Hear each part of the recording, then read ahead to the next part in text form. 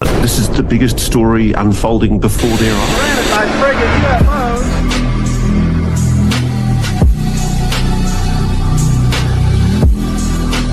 Of a UFO battle in orbit around Earth. I believe that's 0420. Welcome back to Aussie UFO News. Today we're doing a breakdown of one of many unresolved UFO cases that happen in Australia. This incident occurred in Gundiah, Mackay. It was the abduction of Amy Rylance. Till today the case is still cold and unresolved. Let's get right into it. So on the night of the 4th of October in 2001, in the town of Gundiah, Keith Rylance and his wife Amy and their business partner Petra Heller were sitting down for the night in the Rylance property. It was in the middle of a development which was called the Whispering Winds Winery. I'm going to show an area on the map of where this location is in Australia. Alright, now here is the full 3 minutes of the original news story on this alien abduction. Who claims she was abducted by aliens.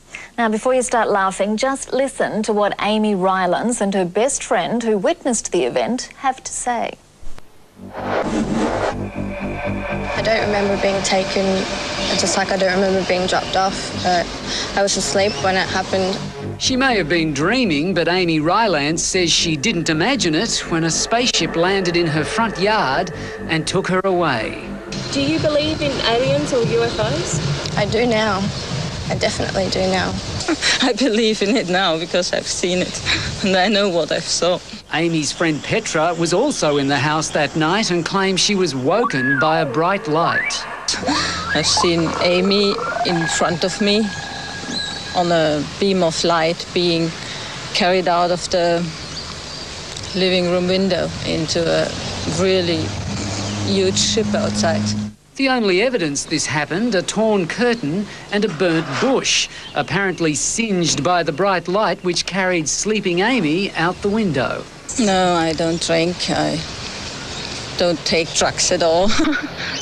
I'm just a normal person. So what was your reaction when you saw this? What did you do? Did you reach out to help her?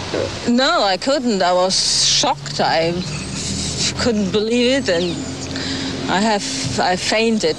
Next to wake up was Amy's husband, Keith. I freaked out completely. I went mental, running around, screaming for her. But after I believed Petra, which I did after about 5 minutes, I called the police. How seriously though? Stop laughing. Even though he has trouble answering questions about the abduction, Detective Senior Sergeant Leith Lindsay says police have to take it seriously. Police, you look away while I look at you. Okay. Some proof. The only physical evidence I have are the marks from the tests that they did on me. What sort of tests? Just getting kind of DNA samples, and they didn't do anything bad to me, so it was wholly a good experience from my point of view. While police are sceptical, Amy and Keith say no one can explain how she was taken from Maryborough in southern Queensland and ended up in Mackay in North Queensland, a distance of 800 kilometres, in 3 hours in the middle of the night. So it doesn't matter if we were all on hallucinogenic drugs and drinking, that still wouldn't put Amy 800 kilometres away. But police are investigating sightings of Amy in Mackay before the alleged abduction. If it is found to be false, well, the appropriate course will be taken. They're never going to acknowledge the existence of aliens. We keep an open mind on everything, and we are here to find the facts.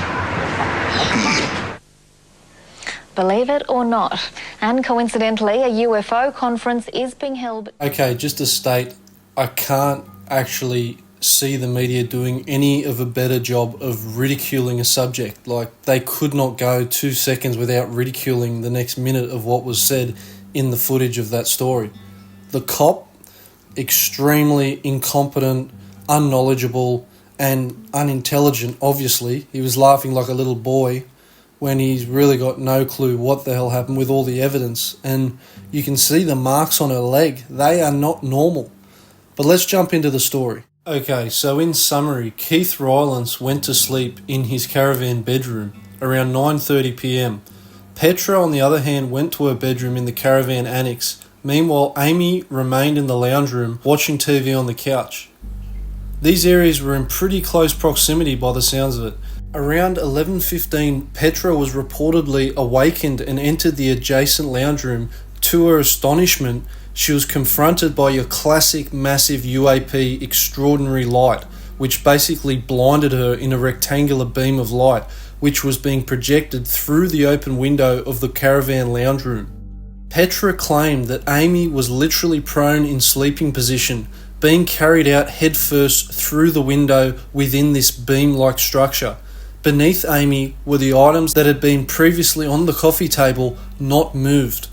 This is really common in UAP cases, just like one of Dr. Stephen Greer's witnesses that reportedly seen the UAP craft rise into the sky and not make any impact on any of the surrounding bushes or trees. It went over the tree line because it was it was like literally on the ground, or not on the ground, but it was hovering on the ground, but it was low enough that it was actually lower than the treetops. And then this thing just shot off and it was just like a black blur. So extremely fast. Extremely fast enough that obviously it for some reason did not disturb the vegetation around it. There was coconuts in these trees that could have easily fallen off with rotor wash or exhaust wash from low-flying aircraft. That didn't happen. And obviously it didn't make a sonic boom either because of how fast this thing flew off. This type of zero-point propulsion or gravity technology seems to not affect the surrounding area. Anyway, then Petra seen the beam of light which was originating from a disc-shaped UFO, classic, hovering above the ground a short distance away. She said the UFO was positioned near a tree at the rear of the clear, immediately behind the annex caravan. I believe Petra was in some sort of paralysis through psionics, where she was paralysed but maybe could have seen what was happening at the same time without being able to move. She then came out of it and she ran straight to Keith's bedroom screaming in hysterics. Keith wakes up, of course. He quickly realised that the window screen has been torn both vertically and alongside the bottom of the window frame. Initially, he struggled to understand what had happened, and Petra was crying and going crazy, unable to coherently explain in a state of panic what the hell's going on. It took Keith a long time to work out what the hell was going on, and when he came to realise the situation and that Amy had been abducted, he rang the police in hysterics trying to get them to come to the location. Like any UFO case, the police suspected foul play but had no clue what the hell was going on. They made it a potential crime scene and possibly even a murder scene. Keith and Petra claimed that Amy Rylance was abducted by a spaceship, which made it challenging for the officers to take seriously and keep an open-minded approach, which by the footage you can tell they obviously didn't. Meanwhile, all this was going on, Amy travelled 800 kilometres within 3 hours. While the police were still on the property, Keith Rylance received a phone call. The call was taken by Keith, and it was a woman from Mackay who informed him that she was found a distressed and dehydrated young woman at a BP petrol service station in Mackay, approximately 700 to 800 kilometres north of the Gundiah Tiaro area. The young woman turned out to be Amy Rylance, and she had been taken into Mackay Hospital where she had been examined by a doctor. Keith handed the phone to the senior constable to speak with the caller. Amy's sole memory and testimony to police was that she remembered waking up on a bench in a strange rectangular room with illuminated walls and ceiling. She was alone and called out, hearing a male voice reassuring her to stay calm and that she would not be harmed. Sounds very much like psionics again to me. Eventually, a man approximately 6 foot tall entered the room. He was slender and wore a full bodysuit with a black mask, covering his face except for his eyes, nose and mouth. He continued to telepathically reassure her. Her next recollection was waking up on the ground surrounded by trees. She felt disorientated and could smell the ocean.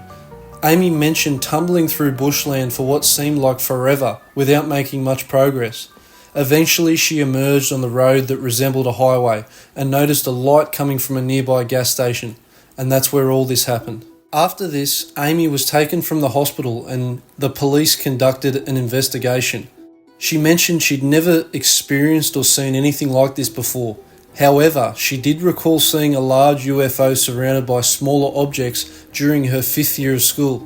If you look at the phenomenon, many sightings connect up to people's past when they were children at school. Details and notes were taken after the abduction, showing photographs that were captured of triangular marks on her inner right thigh, marks on each heel, and a regrowth of her dyed hair, which had been done earlier in the week. After noticing that her hair had started to show her former colour and that her body hair had become more pronounced, indicating that a significant amount of time had passed. This literally defies time and gravity altogether.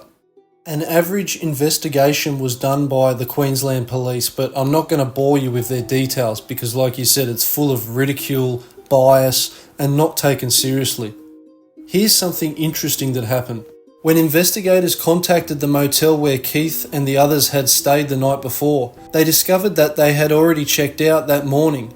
Messages were left on their phone and Keith eventually called back in the afternoon of the second day as the investigators were leaving Mackay.